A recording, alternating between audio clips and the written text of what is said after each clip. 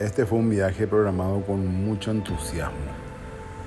Visitar Pilar y toda esa zona de Humaitá, Curupaytí, Estro Bellaco, Paso de Patria.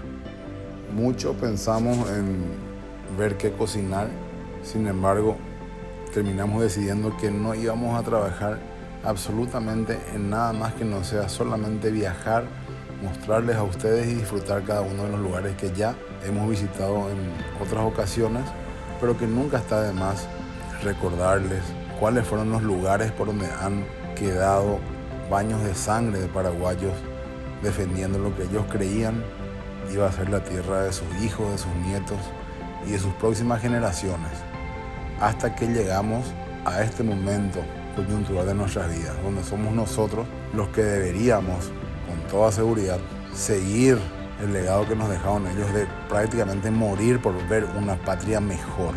Y eso hicimos, nos quedamos a disfrutar de la zona y en vez de llevar invitados, compartimos este viaje con Mariscal López, con el general José Dubigis Díaz, con el teniente Fariña y con muchos otros héroes de la gran, entiéndase bien, de la Gran Guerra Grande. Esa guerra que a los paraguayos nos costó tantas vidas, sin embargo, a un costo muy alto, nos dejó una estirpe completamente modificada de vencer o morir.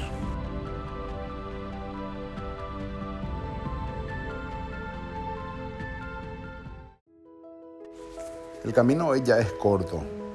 Esa nueva ruta que va al costado del río Paraguay hasta el desvío de Alberdi y que después continúa ya hacia Pilar, hace que entre la capital paraguaya, Asunción, y la capital de Ñemucú, Pilar, ya haya pocas horas de distancia. Entonces en 2 horas y media salimos temprano de casa. En 2 horas y media ya estábamos llegando a Pilar, después de pasar por el río Teguicuarú, ahí por el puente de San Fernando, puente histórico, zona histórica, ya que en la primera retirada fueron hasta ahí, por el territorio argentino, los primeros que evacuaron Humaitá llegaron hasta ahí, hasta la entrada del Teguicuarú.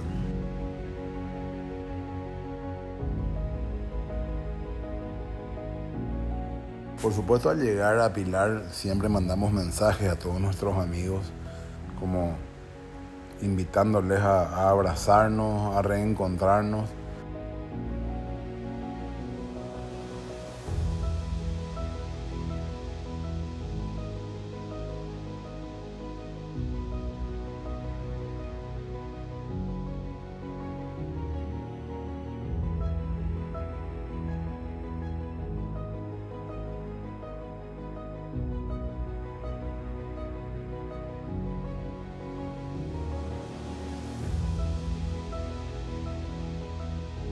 Al llegar a Humaitá, después de visitar la iglesia en ruinas,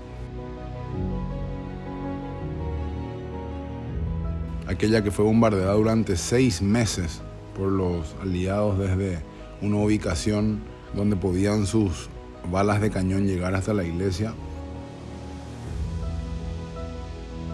y hacer el recorrido obligatorio de ese pequeño paseo por la costanera de Humaitá, llegamos al museo, donde fuimos muy bien recibidos por Karen Sosa, que nos recordó de vuelta parte de la historia paraguaya, y vivimos ahí en unos pocos minutos un poquito de la Guerra Grande. Recordemos que Dubigis Díaz pudo aguantar durante 3 años a esa flota que pensaba que iba a cruzar rápidamente la batería Londres y todo el resto de las baterías paraguayas estratégicamente instaladas, pero les costaron 3 años.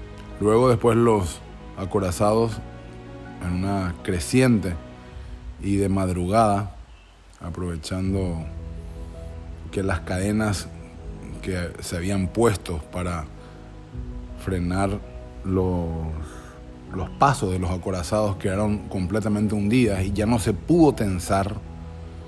Entonces ahí es que ellos pasan frente a la guarnición de Humaitá, bombardeando, por supuesto, constantemente hacia nuestras baterías, y pudieron avanzar 22, 23 kilómetros aproximadamente, ya cerca de un lugar que lleva el nombre de Boquerón antes de llegar a Pilar, y ahí es que ellos desembarcan al territorio paraguayo y rodean a Humaitá.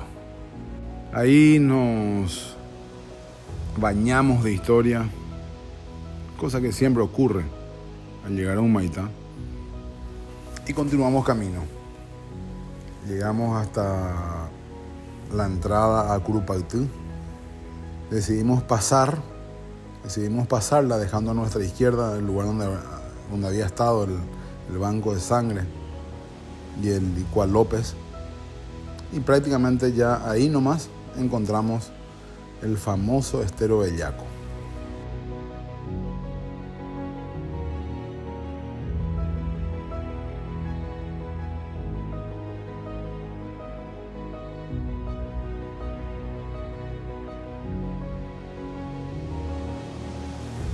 Continuamos camino hacia Paso de Patria y de vuelta la historia nos llama al recuerdo cuando a la mano izquierda encontramos el lugar llamado Yataití Corá, donde se hizo aquella famosa entrevista entre Mariscal López y el presidente argentino Bartolomé Mitre, donde nos intoxicamos los paraguayos de aquella época con el amargo sabor de la traición.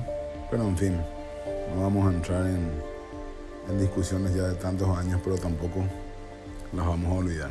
Antes de llegar a Paso de Patria, pasamos con muchísimo temor de encontrar lo que al final encontramos. Un lugar abandonadísimo denominado Paso Sidra.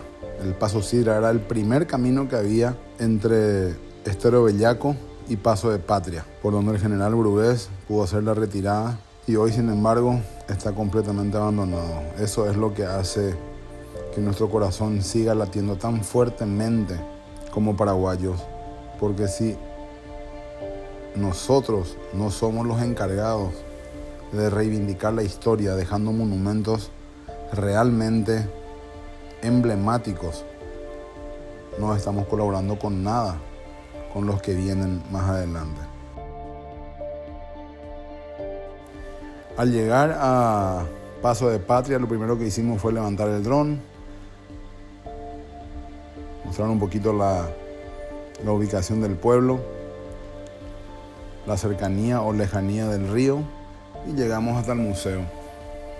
Un museo tan bien puesto, un museo que prácticamente comenzó en manos privadas y hoy en día sigue así con la misma pasión de parte del señor que lo administra con su hijo. Son grandes buscadores de la historia del Paraguay.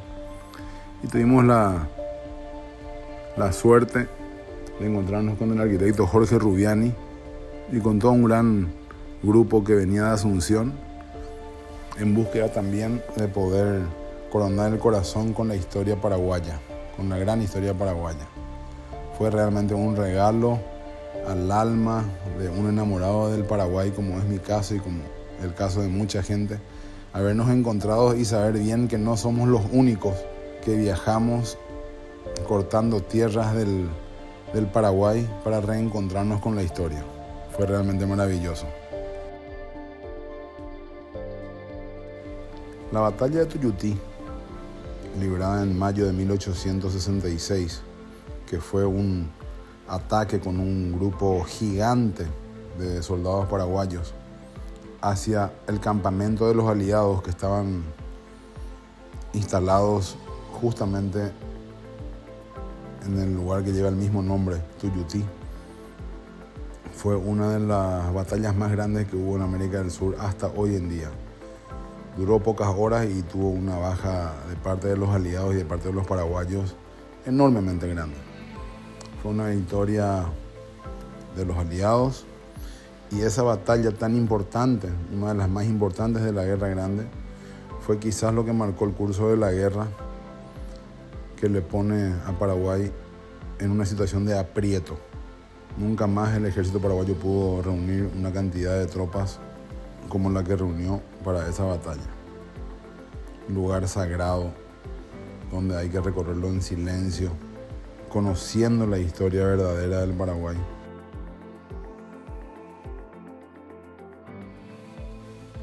Al llegar, por supuesto, a la entrada de Curupaytú, ingresamos a esa estancia privada que tiene un paso libre para llegar hasta las trincheras y nos internamos de vuelta en el corazón mismo de la estrategia del Paraguay para defender su tierra ante los aliados que venían del Brasil, de la Argentina y del Uruguay para atacarnos y sacarnos lo que defendimos con la vida.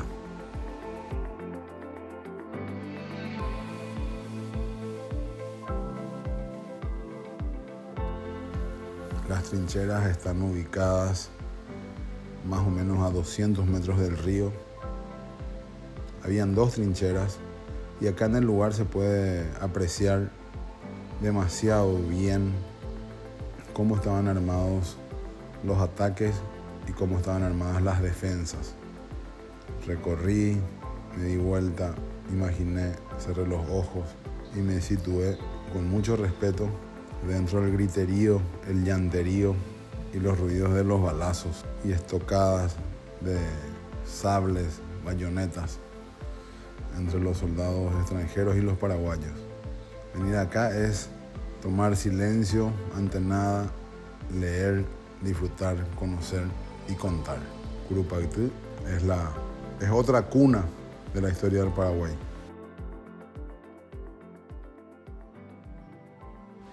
De esta manera termina un poco nuestro recorrido acá por Ñembucú. Termina momentáneamente. Espero volver siempre, hasta el último segundo de mis respiros. Y espero que mis hijos hagan lo mismo con los suyos. Y así sucesivamente. Qué grande es Paraguay.